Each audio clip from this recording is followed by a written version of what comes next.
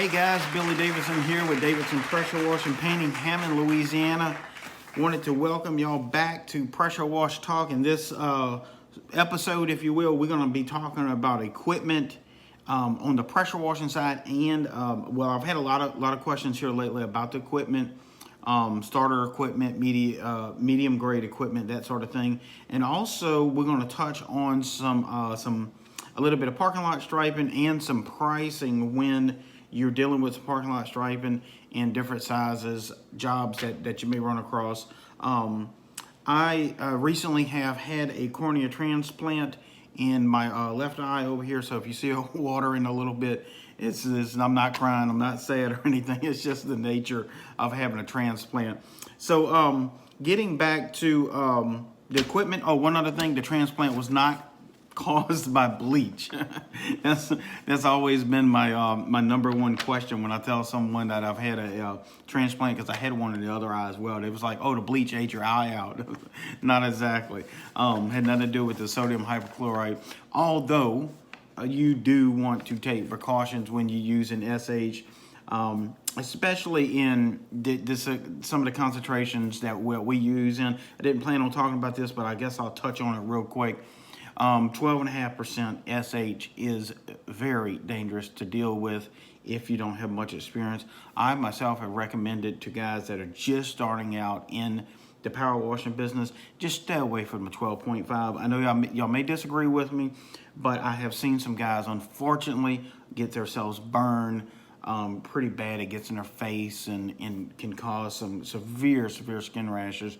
And in some circumstances, it can cause chemical burns on you, and it can sneak up on you really quick, especially if some of that I seen years ago. If it gross you out, just go ahead and click off now, full disclosure, but I'm about to tell you what I seen happen to a young man. He tried to get into business. He had found him some 12.5 from somewhere. Somebody sold him some, and that was a mistake on their part, because he put this 12.5% sodium hypochlorite in a pump-up sprayer of all things, and was spraying overhead for several hours, and that 12.5% had leaked down, and he didn't know any better, leaked down his arm into his armpit area and down his side and across his back, and he had to have some skin grafts, and it snuck up on him. I don't know how the guy just didn't, I don't know how it went that far, but when I seen the pictures of it, it was just disgusting to know that someone sold him that bleach and they shouldn't have. So I recommend, if you're just starting out, yes, the 12.5 is cheap, it's very strong, but also it's very dangerous. It's worse than Roundup. As we all know, it is extremely toxic to biological organic growth, and we are organic ourselves as human beings. Our clothing is, for most parts, and stuff like that, so you want to be very careful with it. So I recommend to guys, hey, look, the first 5, 6, maybe even 10 jobs, get you some dollar store bleach, get the concentrated form. The 8.25 is not nearly as dangerous as the 12.5. It exponentially gets more toxic as you raise each percentage group in sodium hypochlorite. And, maybe the first 10 jobs, just get you some bleach. I know you're going to spend a little extra money. I know you're not going to want to hear this, because you want to jump in it and there, be a big boy and, be a pro from starting out. But look, if you get this stuff on you, it could end your career before it gets started. So heed my warning. Do that. Now, look, if you're going to be hard-headed like I am, if you're going to get the 12.5%, if you have any questions about it, I'm going to give you my number at the end of this video. I'm not going to charge you anything, but I can tell you kind of how to handle this stuff so you don't hurt yourself, because you can hurt yourself and you help hurt others around you. Obviously, people's plants, and pets, of course. If you kill somebody's dog, and you're going to have an issue on your hand, because, obviously we love our pets and we don't want something to happen to our dog or cat, and you come spraying this toxic stuff around somebody's home not knowing what you're doing, and their dog gets into it and it's all over with, you're going to have some very unhappy people on your hand, and it's not going to work out too well for you. So that saying, the 8.25 and even the 6% sodium hypochlorite that you get in the jugs, the single jug, is much, much more forgiving.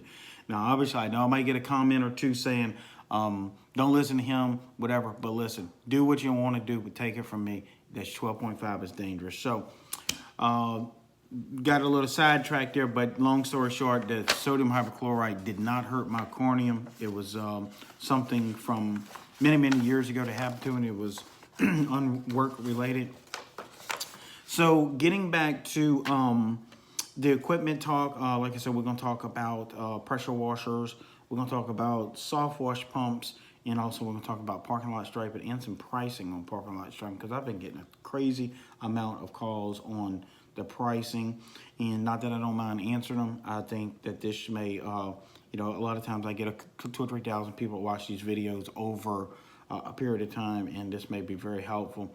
Now, when we get to the pricing on parking lot striping, on qualify it by saying this is in my area, and kind of the southern United States area, like maybe from Texas all the way out to Florida, maybe even as far as north as the Carolinas, Tennessee, Kentucky, that kind of that little blob of the United States that I'm more familiar with. Now, if you way out there towards Washington State or New Jersey, New York City, I'm not really sure how the pricing goes up there for service industry.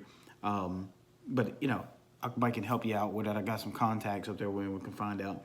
So getting back to our pressure washing equipment, I had a gentleman contact me a couple days ago. We spent an extensive amount of time on the phone, and I'm going to go over some of my opinions about power washing equipment.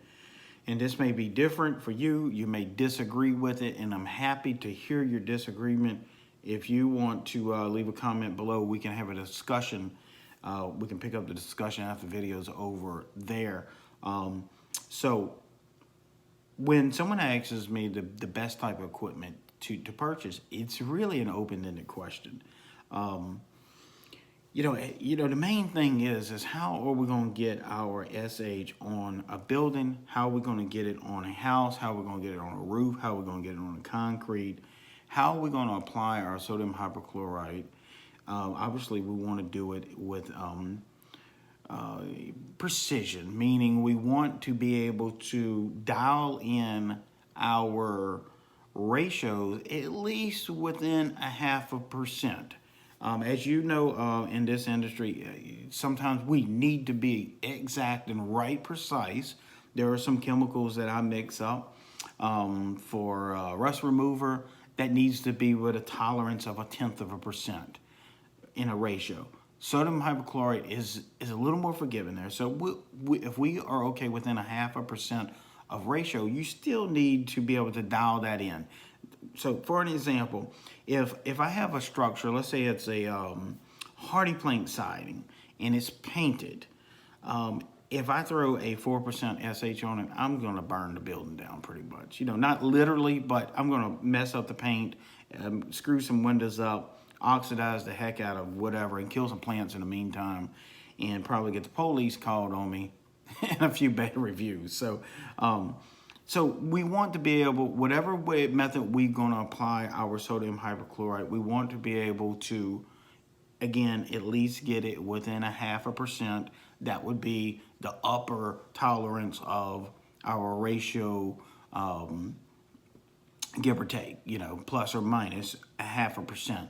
Now, personally, Billy Davison likes to have it a little bit more tighter. I like to be within 1/4. My guys know that. If they're going to batch mix, if they're going to do something else with sodium hypochlorite, I let them know that I want to be a little bit more tighter just because we're much more experienced and we are expected to be professionals because we charge more than a guy just brand new working out of his trunk or something like that. So we want to be much, much more precise. So I try to do within 1/4, even sometimes tighter than that. Now, so that gets back to our equipment. We want to be able to dial in a ratio, whether we batch mixing or we're doing another type of proportion system where we can get it pretty tight. So if we throw in a 4% on a hardy plank, painted hardy plank, like I said, there's going to be nothing but trouble. So how do you know how much solution you're putting in there? So you kind of got to know your equipment, know what it's capable of. You need to know your ratios. You need to know your bleach. You need to know where it's at as well. If you bought it at 12.5% 6 months ago, obviously it's not going to be there no more. It's going to have done lost and degraded some of the electrons or something that's going on in there, and you might only be dealing with an 8%. So you need to have the right equipment to be able to dial this in within 0.5%. Some of the right equipment would be the simplest form. If you get a pump out sprayer and you know you got 10% over here and you want to mix it 1/4 bleach with 3/4 water, you know, you want to dial in your percentage like that, you're getting 2.5% or something like that. So, you know, like we was talking about the 4%, you put you don't know what you're putting on the house, and you put on 4 or 5% on painted surfaces, there's going to be trouble. So you need to be able to dial in that ratio. Even if you're doing it with a pump up sprayer, you need to be mindful of your ratios there. I like, personally, Davidson Pressure Washer Painting, we like 12-volt pumps, and we do batch mix. I'm probably going to switch shortly here to a proportion system. I'm probably going to get with, we got a real good guy out there in Alabama, Cody with Southeast Soft Wash. Probably going to order a few systems from him here in the next few weeks. And we're going to probably go with that type of system instead of just constantly batch mixing. But we use 12-volt pumps. Yeah, they go out. You know, I mean, I'm using some tonight, and they might go out tonight. One of them might go out. So we keep one under the seat. You know, we got an extra one under the seat, and we got an extra one in the shop. So, you know, they what, $115, $130, $150 each, whatever they are. It takes 5-10 minutes to switch it out. I switched out one in the dark about a month ago. So, you know, we use those 12-volt pumps. We batch mix. So that is a more precise way of applying your sodium hypochlorite. Obviously, like I said, you could do it with a pump-up sprayer, but that wouldn't be too fun. Soft wash pump, 12-volt pump, and also we apply our sodium hypochlorite with another piece of equipment called a downstream injector. Now, it does attach to your pressure washer. We are kind of familiar with that. We've talked about this extensively on this channel and other channels out there. I see a lot of other videos on downstream injecting, but just to go over it real quick, if you're new to my channel and you haven't seen other channels, downstream injection is a method and equipment too. So you got two things going on there. It's a method to apply your bleach, and it takes a certain piece of equipment to do it. This piece of equipment is probably less than 20 bucks, but it does attach to your power washer, and as hence the word downstream injecting, not upstream injecting. Downstream injecting, it siphons your soap solution, or SH, sodium hypochlorite solution, out of a bucket after the pump. It sort of kind of introduces it into the stream, and it's a really, really effective way of applying bleach at a very, very precise, again, a very precise ratio. We know downstream injectors, you can do a bucket test. So if you're not sure what your ratio is, you can use 1 gallon of water and 1 bucket and maybe a 55-gallon drum on the other end, and see how many gallons you get in that 55-gallon drum before your 1 gallon of soap solution is sucked out or siphoned up. Of course, you probably just use water just for the test, and there you go. You know, if you get 15 gallons in the drum and you siphon out 1 gallon through your downstream injector, that's 1:15 ratio. Now all we got to do is do a little math. If you're using 12% SH, 12 divided into 15, you get 1.3 or whatever. I'm not a calculator here, so you might have basically a 1% ratio. There again, we talk about getting it within that 0.5% ratio. Maybe the downstream injector gets you within 1/4 of a point there. So you kind of, you know, you're really pretty precise on your ratio there. So as we mentioned just now, the downstream injector doesn't really siphon a very strong ratio. So at best, you might get 1%. I have seen a couple of downstream injectors I got drew a little bit stronger, you know, like a 1.25, you know, kind of on a 100-foot hose. And then if you idle the machine down a little bit, you might get up to a 1.5, but I don't think that's very hard to achieve that. You got to have a really hot mix. I mean, a really hot SH, and, you know, just a couple things going in your direction, like a shorter hose, a bigger tip. So just remember downstream injection. If you just want to throw a number in there, 1% is going to come out your nozzle. So that's awesome. Sometimes 1% you can run around a house. Usually what I used to do is, let's say if I'm doing a little vinyl siding house, I would downstream. Basically, I would start clockwise or something. I'd run around the house all the way 360, stop, go check on my machine real quick, move something out the way, whatever I need to do, check a text message, pick my wand back up and walk back the other way towards the truck, get back to the truck, pull my hose out, and by that time you start ready to rinse. Or if you got maybe some brake steps or something, you can go ahead and do some steps there or something real quick, and then rinse the house. So 1% is fine for that.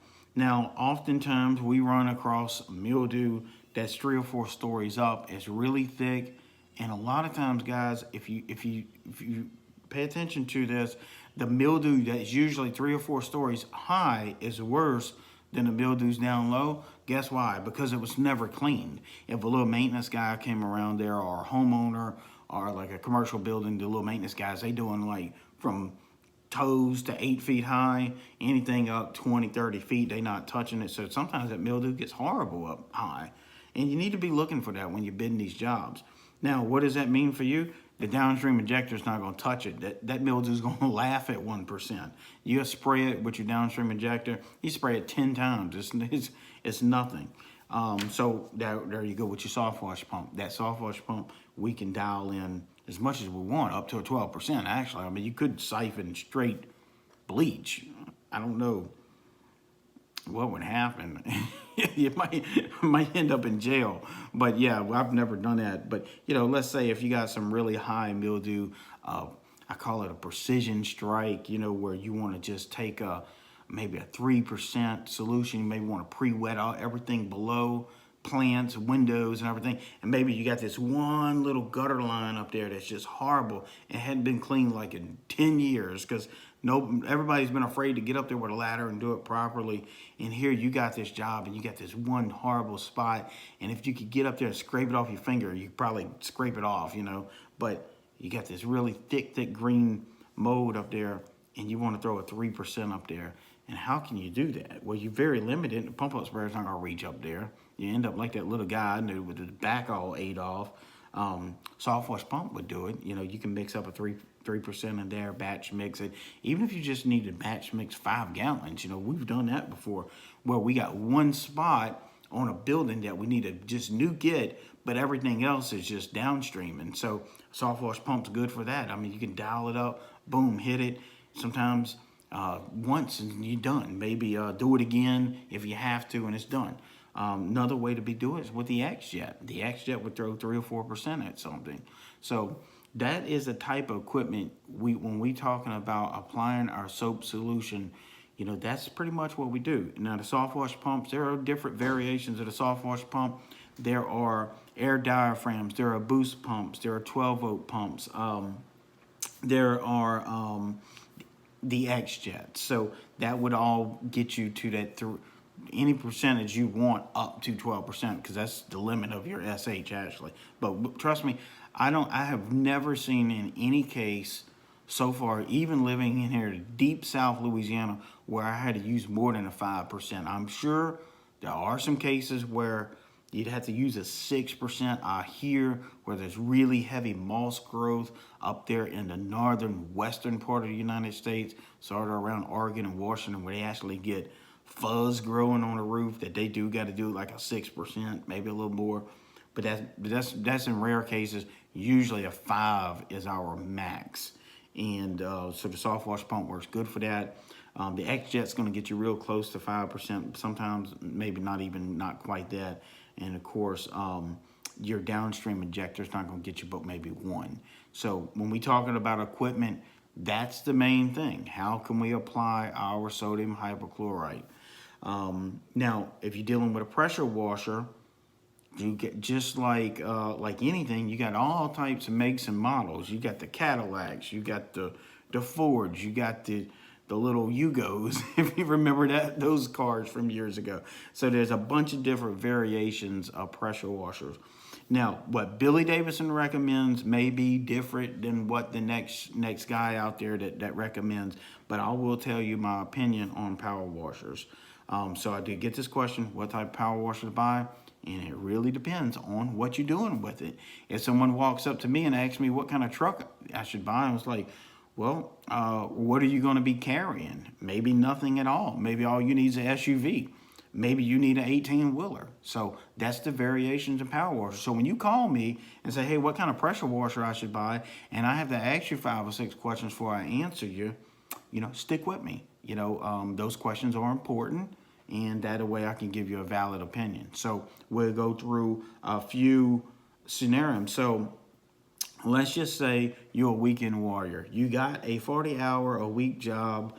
Like, for example, you're working 40 hours a week. Maybe you're working at a warehouse or you're working behind a desk somewhere, and you want to be a weekend warrior and go hit 2 or 3 residential homes on the weekend. That's very typical of a guy just starting out, and it's not a bad place to be. So what would I recommend? In that case, if you have a pickup, I wouldn't go with the trailer and the water tanks and the double axles and all the hose reels, and I wouldn't go spend $15,000-$20,000 on a rig. An 8-gallon minute machine with all this fancy stuff, electric starts and batteries and gas tanks and fuses, and oh man, you could go on and on.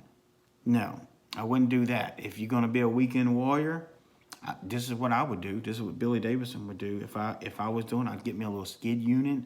I would get a 4-gallon per minute machine. I call it a 4x4, 4,000 psi, 4 gallons a minute. I would mount it on a skid unit. I would feed that sucker with a water hose. I won't be worried about no tanks of water and all that. And yes, you can use the customer's water source. That's another question I get. You don't need to be packing your water around. The only time I've ever had to haul water around is when I'm washing heavy equipment out in the field, but that's neither here or there. But so that 4-gallon minute machine, skid mounted onto a base plate, maybe a little skid aluminum plate or something. If you want to do a hose reel, great. If not, you can roll up 150 feet, 200 feet of hose by hand. That's not no big deal. It depends on how much room you got. But more importantly, I would get me a little 12-volt soft wash pump. Maybe 2 of them mounted there. I know they sell them already built in a box with a little vent and things. That's great. Do that. If you want to, I would definitely do that. And maybe mount it all together, screw it all in, position it.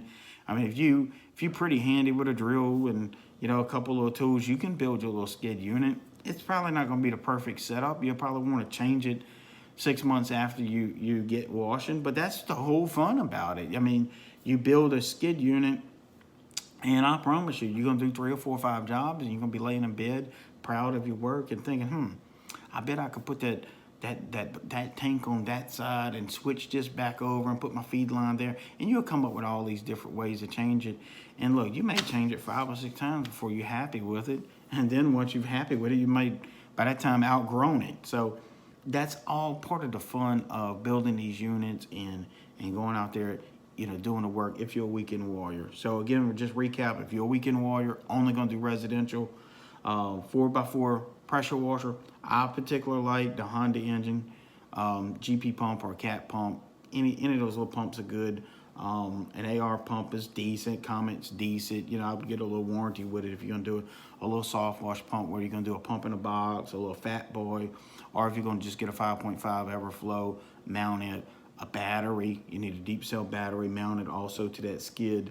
If you don't mount the battery to the skid, at least have it in a tray where it's not going to dump over or fall over, because you might want to pick that battery up and bring it in your garage and hook it to a charger now and then, because that battery needs to be charged. You can get a trickle charger, like a solar charger if you're trucked out in the sun often, or you can hook up a charging system to the truck. I think they call it a stealth charger. It's not that hard to hook up, and I would rock and roll with it. I would get that. Oh, and a little surface cleaner. I would get an X-Jet, some water hoses, maybe a little step ladder, something, that you can in and out. If you're going to be a one-man show, that's fine. And look, you can go make, if you went and hand out a bunch of flyers and stuff and maybe, got on Facebook and just start posting in some of these little groups and getting your friends to share it, you might go make $1,000 on Saturday if you're off on Saturday. Or maybe not even that much. Maybe on Saturday, between Saturday and Sunday, let's say you made $1,000. That would be easy to do. I was thinking maybe $600 or $700 on Saturday, and Sunday if you get up late, you're sleeping late, maybe go do a $200 or $300 or $400 job on Sunday, and then of course Monday morning you're gonna be back at your job. So you can do that, a weekend warrior, and that little skid unit. I'll just tell you that have a way to take it in and out of your truck for security. If you just dedicate a truck for that, that's fine. Maybe keep it covered. I have seen guys do it with one of those covered lids on it. It's just they keep it all low profile where it locks up. Camper shell, or if you are doing it on a skid unit, a pressure washer, the battery, the soft wash pump, and a little batch mix tank or proportional valve system is going to have some weight to it, 300 or 400 or 500 pounds. So it might take 2 or 3 big men to take it out and put it back in. So be mindful of that, or how you gonna take it in and out of the truck. But you'll figure out a way. What if you got to build some ramps or some rollers or something? I've seen different people do different things. So that would be our weekend warrior deal. Now, if you're gonna start doing some commercial work, which is great, I recommend it. Let's say storefronts, you could probably still use that unit to do some storefronts, that sort of thing. Might take a little longer. It just depends on how many. Some of the storefronts we do might be 400 or 500 feet long, so you would want a bigger machine for sure. But let's say if you're doing small storefronts like dollar stores, gas stations, that sort of thing, maybe a Walgreens, those type of storefronts where you got two sides of the building, 4 gallon per minute machine to do fine, pop-up gum, surface clean it, you're good to go. You don't really need no hot water. You probably do need some good degreaser, some SH, stuff like that. Now, once you start wanting to power wash multiple story buildings, and this gets back to my point to where what type of equipment do you buy, or what kind of truck do you need? If you hauling cargo across the United States, you need an 18-wheeler. If you just hauling a 4-wheeler, or maybe a little Toyota Tacoma will work. So the same thing with the power washers. One power washer is not one size fits all. So if you want to start doing parking lots, let's say 3-story buildings and a parking lot that's 30,000 square feet, you're going to need something more than that 4 gallon per minute machine to be able to do that in any type of timely fashion and to be competitive with your prices. So at that point, if that's all you're going to be doing is maybe a 20,000 square foot parking lots, maybe a 2 or 3 story little office building, somewhere along, those lines, you kind of get where I'm going with it. Maybe a 5.5 gallon per minute machine would be right up your alley. Again, you could put that on a skid unit. You will need a buffer tank, not maybe a big buffer tank, maybe in a 30 or 40 gallon buffer tank for that 5.5 gallon machine. I would also have a soft wash pump there. Now you're starting to get into some equipment that's probably going to kind of stay in the vehicle, because that's going to be really heavy to move in and out, unless you got some type of overhead lift to grab it and set it, like if you in your garage, you set it on your garage floor or something. Taking it out is going to be a hell of a lot easier than putting it in. I have seen guys slide it out, let it tilt down, and just sort of kind of move the truck forward and let it, drop down on some things like another little section. But putting it back in is going to be tough. You'd have to try to jack it up and back the truck under it. You might could do it. You might could be, engineer or something, be kind of getting in and out. But with that 5.5 gallon machine, the ones I've seen, you pretty much want to stay in the truck. You won't be taking it in and out every 4 or 5 days, when you're going to work, if you're doing this on a weekend. Now, you could mount that to a trailer. That would be an awesome thing. Or if you had, a truck that you can only use for this business. And if you just local around town, maybe you can pick up a little used truck and have it dedicated for your power wash system to be mounted in the back of it. So there's another step above this 5.5, and guys, that y'all know if y'all in the business what I'm about to say, and it is the 8s. That's kind of the big boys. If you're gonna have some 8 gallon per minute machine, you're gonna need a water tank, a sizable water tank. I would say a minimum of 150 gallon tank. and no more than a 300. I personally like the 275 totes. They square. They going to need to be mounted on a trailer at this point, or either something flatbed, like maybe a dually, something a little bit heavier duty than a half-ton truck. Because that water, it's about 8 pounds per gallon or whatever it is. And then you're gonna have some soap tanks. You got hose reels at this point. You got gas tanks. You got batteries. So you're starting to deal with some extra weight. So a double axle trailer for that. Now the 8 gallon per minute machine, where do you fall in when you need that? Okay, let me tell you right now, if you're gonna be doing houses, you don't need 8 gallon machine. 4 gallons is fine. 8 gallons is gonna slow you down. You're gonna look crazy doing it. If you're doing some very light commercial work, it's iffy. I would probably recommend a 5.5, but probably maybe the 8 if you know your next step is the larger commercial jobs or construction cleanup, and you want to, you're not gonna stay there at that small storefronts long. Well, go ahead and get the 8 and try to go out there and get the work for it, to be able to utilize the power of those machines, because they are a beast, to be honest with you. I mean, they are crazy strong. If you never held 8 gallons per minute, you don't know what you're missing. And I'll tell y'all, the other guys just have been in the business. If you got an 8 gallon per minute machine, grab you another one at some point. I never recommend going in debt over anything, but look, save you back some money, whether you're getting tips or you hit a good job, whatever. Get that second machine. Get it mounted, get it plumbed up.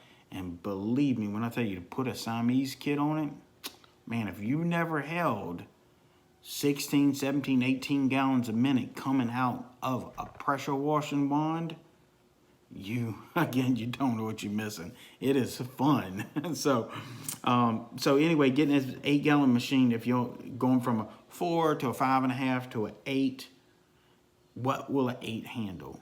8s will handle you downstream much easier with it because the flow's better. I mean, I can downstream a big building in a matter of no time at 8 gallons a minute, but still you're only going to get 1% solution. But so my 8 gallon minute machines, I could do 4 stories all day long from the ground, safe and sound, 2 little feet on the ground.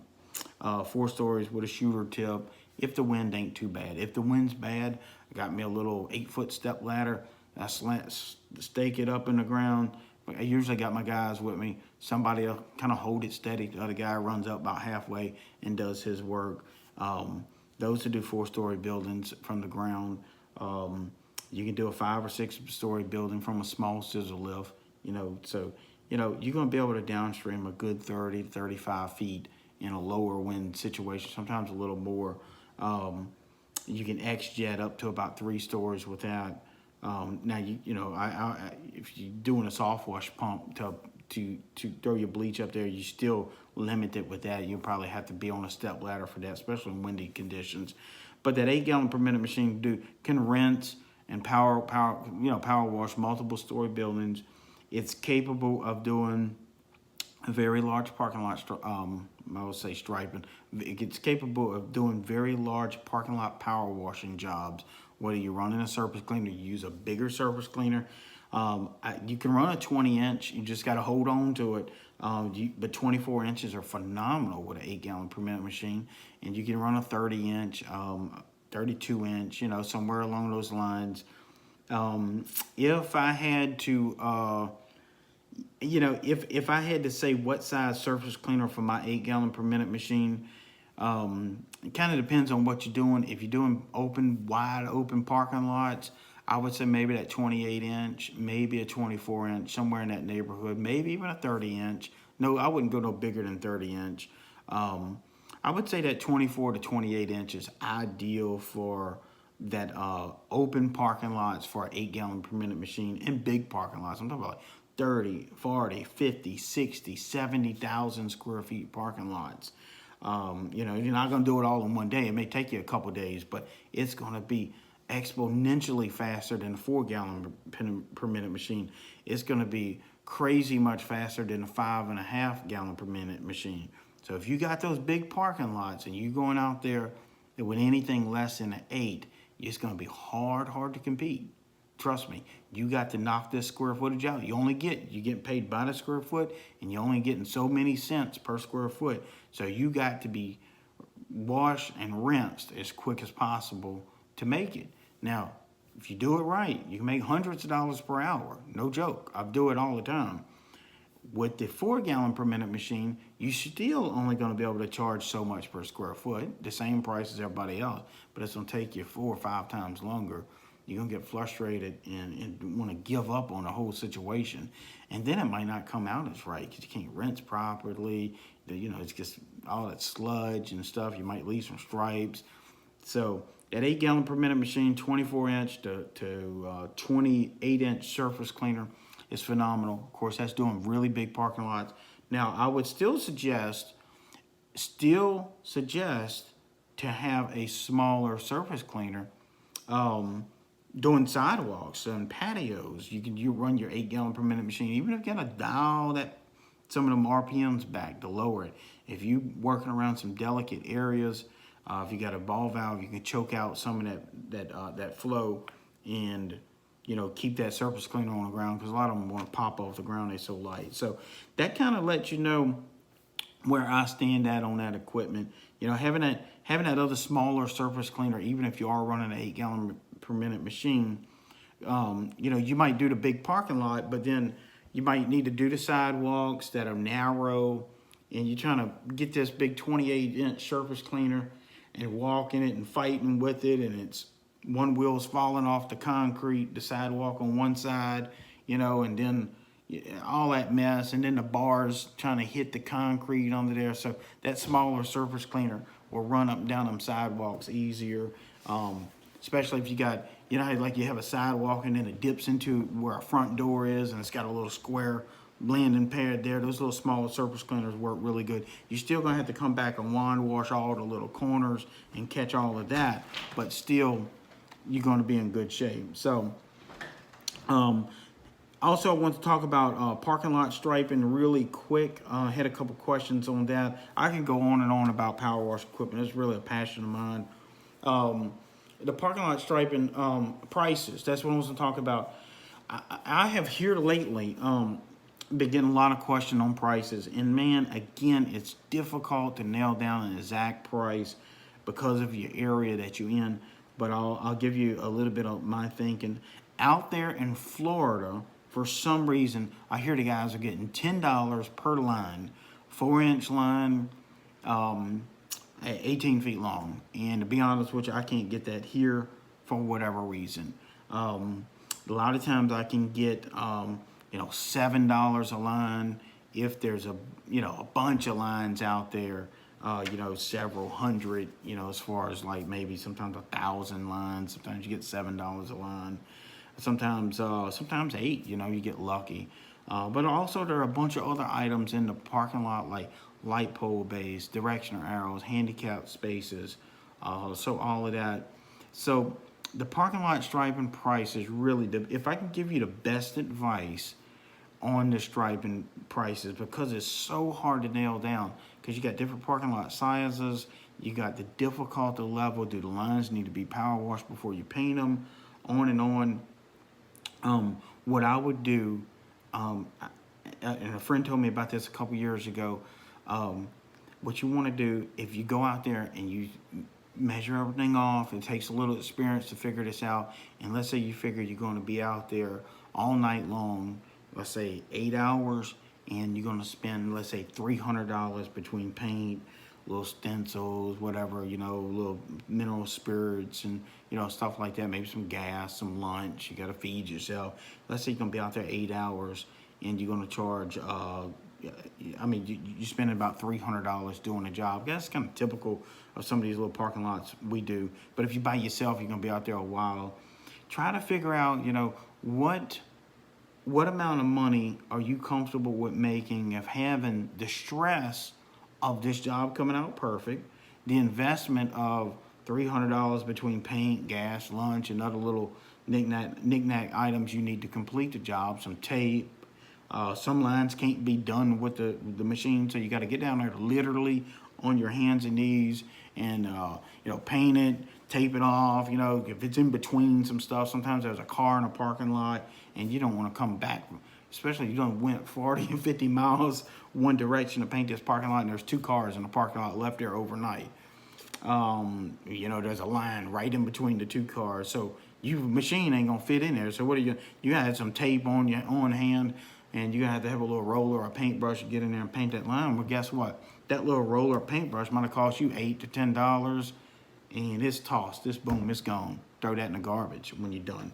Because you can't hardly rinse that parking lot paint out. I mean, you can if you're using latex, but if you're using all-base paint or acetone base, you can't really rinse it out. It says that's gone. So, you know, that's $10, $15 right there. What if you got a blue line too that needs to be done? So you got to switch from yellow to blue. Now you got two little rollers that you got to throw away. You know, like if you can't get it with the machine or something. So figure out the burden that's going to be on your back to go do this parking lot correctly, the insurance required, and then you might have to wait on your pay because I'm telling you, every parking lot striping I've done to date in my history, guess what, has never been residential. Go figure. It's all commercial or government. So what happens with commercial government? A lot of times they don't pay you quick. You might do the job, send in the invoice, and sit there and wait and wait and wait and wait and wait on a check, and then you call the people, you see if they forgot, oh, we got your invoice, but it's going out next week. And you sit there and wait, and it don't come next week, don't come the week after. Sometimes it's 2 months before you get a check in. I don't understand. So figure that in. What is that going to be worth you? You know, is it worth $75 an hour? Probably, you know, somewhere in that, you know, plus expenses, you know. So, you know, if you're out there 8 hours, maybe you're charging $600 plus expenses, you know, maybe something like that. If you feel that it's worth a little more to you, you know, maybe bump it up to $90 to $100 an hour plus expenses. That's a good way to do it. If you already know they're going to cut you a check the next morning, maybe you can pull back your prices a little bit. Maybe you at $65 an hour plus expenses. You see where I'm going? So what are your risks there? Is the parking lot all fresh and new and everything's got to be super perfect? Or is the parking lot all beat up so bad that you really can't mess it up? If you hit a little bump and your line's a little wiggly, it's not that big of a deal. Nobody's going to see it because they got a pothole over here that'll swallow your vehicle anyway. So we've run across those parking lots. So we know on the brand new, pristine, sharp, beautiful parking lots, we have to be spot on. I actually like that kind of work myself. All these other parking lots that have been beat to hell and back, sometimes I don't even like doing them because I go out there and work my little heart out on it, and you really can't charge them much because they don't care. Their parking lot's, you know what, hole anyway. And so, you know, think about that. That kind of plays a part in your pricing. So obviously there's parking lots that we do that if they were just beat up and we was gonna get in and out of there real quick, I might charge $900. But now that I got to go in there and be spot on and OCD about everything, I might charge $2,100. It might be almost double the price, you know, plus expenses. So that matters. So think about it to yourself. If I tell you every price, you know, if you want to paint a directional arrow for $25, or if you paint a handicap man for $55, or a wheel stop for $20, that may not apply to your area. So think about it, maybe materials plus what your hourly rate is for the burden that you're going to go through. And oftentimes that gut feeling to tell you. And look, it never hurts to ask how much they have in a budget. And I'll tell you what, people laugh at me when I say this, but if I get a customer, even some residentials, I promise you, I will knock on their door when I get there, introduce myself. Hey, I'm Billy Davis. I'm Davis Pressure Washer Painting. Y'all called for a quote. Yes, ma'am, Mrs. Jones. I'll get her out the house. I don't want her just standing at the door. I want her to walk around that house. I'll point out some things and make her feel really good about hiring us. And I will straight up ask her, say, hey, did you have a budget in mind that you need to get this taken care of? Got some company here. I am doing a YouTube video. How are y'all doing today? Y'all want to walk behind the camera? Thank you. That's some lucky kids. They have it made and they have no idea. My just a little side note, my daughter wanted to go furniture shop. We're buying a new home. It's a beautiful home, and once we get moved into it, I want to give y'all a little walkthrough with it, and probably have some of my local friends and family over just for a fun day, celebration, bunch of kids and all. But it's a real beautiful home, And my daughter, she wanted to go furniture shopping, and just side note, she finds a sofa. It's a beautiful sofa. It's got cup holders. The house got 2 living rooms and all that crazy stuff in it. And I tell her all the time. I said, look, Dad grew up in. I grew up in a mobile home. Sometimes we didn't have windows. We put plastic bags over the windows and boarded up. I had great parents, but man, it was they were poor. They were dirt poor, and sometimes there was holes in the floor. And I know a lot of y'all guys grew up the same way. I've talked to you about it, and you know, sometimes we had electricity, sometimes we didn't. Sometimes we had something to eat, sometimes we didn't, and you know, showers. Sometimes we didn't have hot water. Like, I literally remember, I'm probably just getting way off tangent here, but I literally remember heating up water on a wood stove that we chopped wood out in the woods with, not a chainsaw either. We had an axe. Put the wood stove, put the wood in the wood stove. Sometimes it would smoke the house up crazy. Close that door and ratchet it down, and the wood stove would get so hot, and the top of it, you could boil water on it. You can cook, and we would have to take a bath. We'd go run our water in a bathtub, and this is back in the early '80s. I'm 45 years old, so might be going back a little bit before some of y'all's time.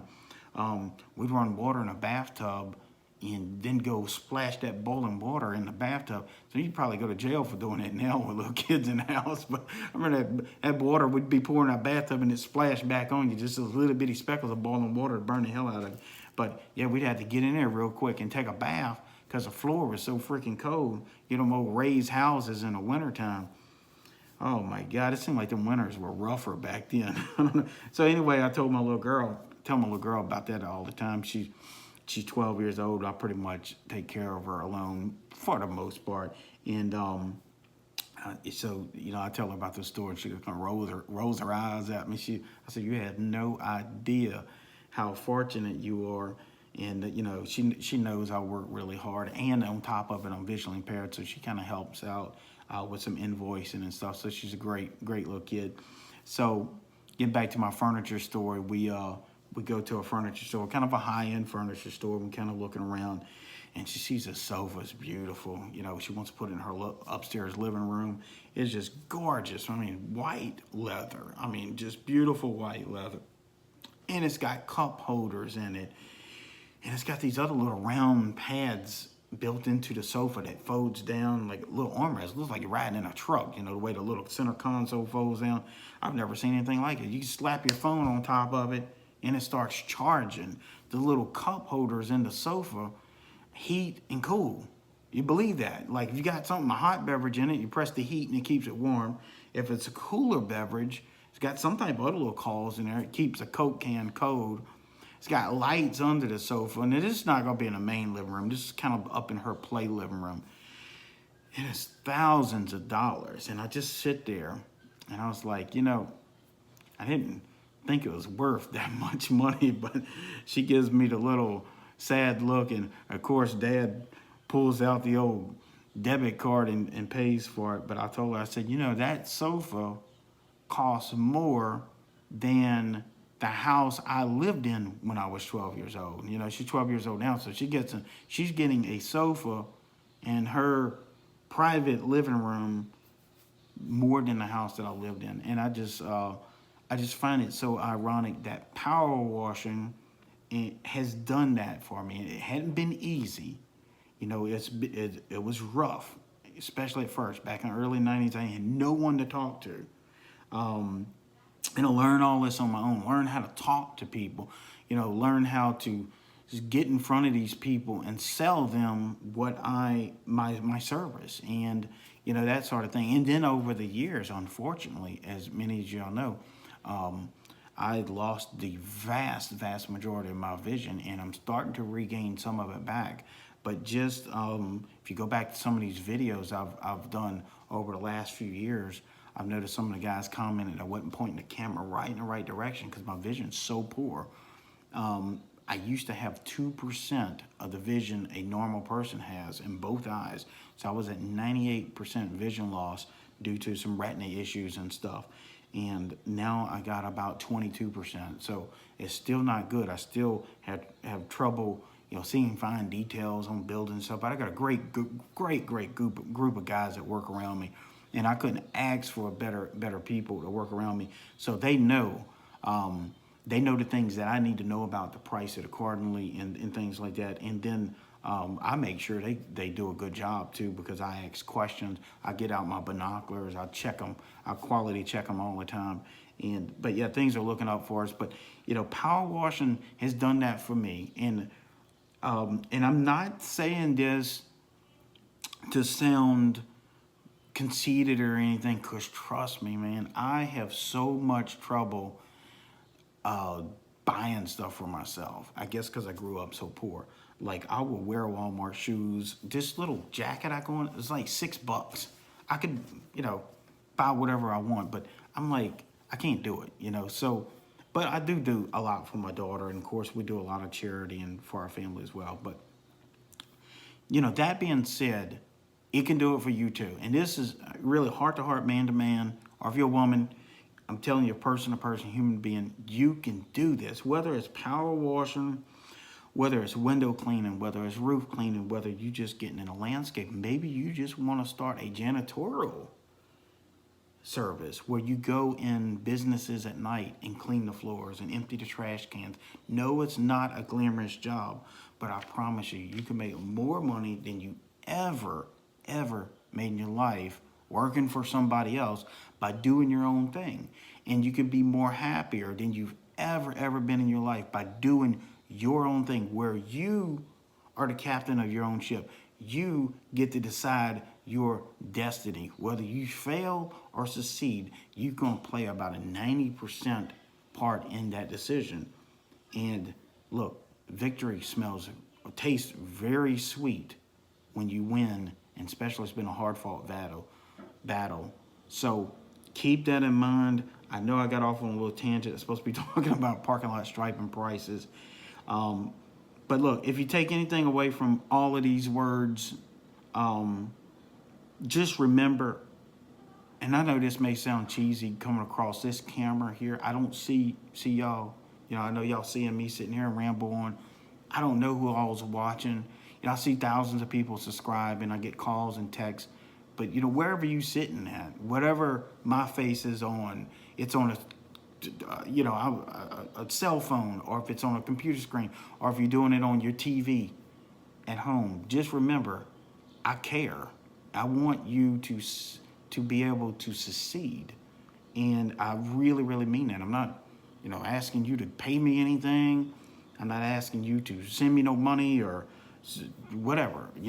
Just trust me. I want to try to help as many people as I can, because I didn't get the help. There was no one to help. So I think, this is good karma.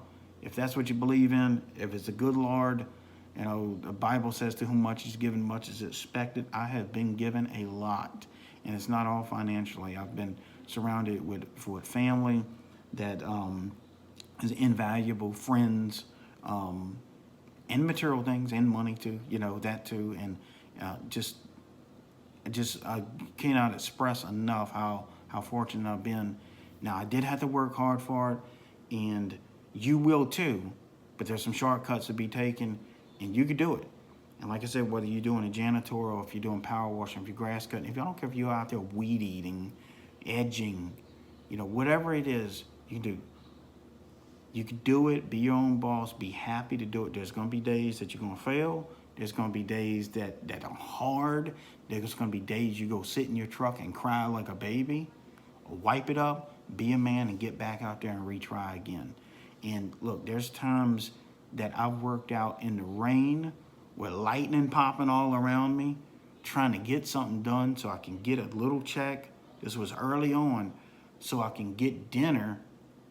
I didn't have a kid back then, but I literally was working for my food. And it was like I was dependent on power washing to eat. And that's a desperate situation. And, there was times I'd be in tears. I mean, I would look through, I'd never forget, I'll tell you a story real quick. I was I was about 19 years old. I was about a year into this business, and it was rough. Little kid, I was a kid out there. You know, I consider a kid being 19. I'm 45 now, so I'm not saying if you're 19 and you're watching this, I'm not saying you're a kid, but I'm just saying I was a young dude out there with a crew cut, and I remember washing these people's house, and it was about 3 or 4 days before Christmas, and they had to have their house washed. And the lady begged me to come wash it. I remember it's for $450. Now this was back in the '90s, and that was a lot of money. You're talking about a Whopper from Burger King was 99 cents. A gallon of gas might have been 79 cents. You could bought a brand new extra cab Ford Ranger probably for like 11,000. I'm not sure, but you have to check. But so $450 was like, you know, I would say maybe 1,200 now. So I spent all day washing these people's house, and I didn't come properly dressed. I was young. I didn't have the experience. I was out there with a T-shirt. I did have some pants and, you know, tennis shoes on, and I'm pressure washing with this little rinky-dink machine, and I was doing a great job, but I got soaking wet. But over the day, the temperature dropped. Like man, it's like that morning it was like 75 degrees a few days before Christmas, and that by the time night fell, I mean, it was down. It felt like it was 20 below, but it was probably more like around 40 degrees where you get that wild swing in temperature. And I was shaking like a wet puppy. And I got her, I never forget looking in her window, and they had these big fancy tables, and they had people smiling, and they had company over. And I hadn't eaten all day, run back to the truck, maybe eat a snack cake or something. I was broke, man, like for real. You know, I couldn't afford to feed myself, and trying to get these jobs once every week or so, and it was really hard. No internet to advertise, you know, none of that going on back then. And I'll never forget, a pizza guy came up, and it was starting to rain, and he's kind of like ducking and running. He gets to the front door, ding dong, rings this big old beautiful bell. The big old brown doors open. The lady receives the pizza, and I'm still out there washing. Dark, got up, I got finished, rode all of my stuff. I was starving to death. Rode all my stuff up, and I was sitting in my truck trying to dry my face off, go knock on the door to get my check. And she come running out with an umbrella. And she came out to my truck, and I didn't even see her. I was just trying to wipe the rain and stuff on my face, I had the heat on blast, trying to get my composure together before I go ask her for a check. And she's like, "Hey, Billy," she's like, "everything looks real good, but is there any way I can pay you sometimes after the 1st?" And this was like 3 or 4 days before Christmas. And I looked at her, I was like, you know, I wanted to say, "Are you kidding? You know, y'all got this big, nice house. Y'all just ordered 6 pizzas. They got like 8 or 9 people in the driveway, people coming in from out of town, big old nice house, stairs going up, fireplace crackling in the background," and she couldn't give my money. And I was like, "Is there any way you can spare maybe part of it?" She's like, "No, I'm sorry." So I left there, and I remember that night just crying going home. I was upset. I was hungry. I was tired. Got home, tried to mix up some macaroni and cheese. It was rough. And she ended up paying me. But those are some of the struggles I went through. That don't have to happen to you. If you're just getting started, that's not to say that's going to happen to you. We can stop that from happening. We can do the shortcuts. We can teach you what customers to stay away from.